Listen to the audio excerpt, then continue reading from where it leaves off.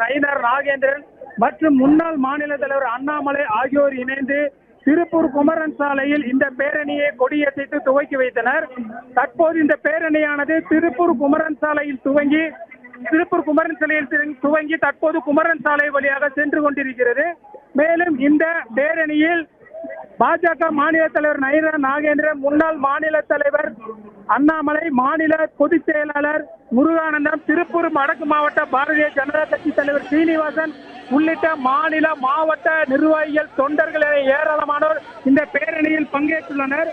மேலும் இந்த பேரணியில் 7 அடி அகலம் 20 அடி நீளம் கொண்ட பிரமாண்ட பிரமோஸ் வாகனமும் 2 திறந்த ஜீப்புகளில் பாரத மாதா மற்றும் சுதந்திர போராட்ட வீரர்கள், சிறுவர் சிறுமியர்கள் ஆகியோர் வந்து கொண்டிருக்கின்றனர்.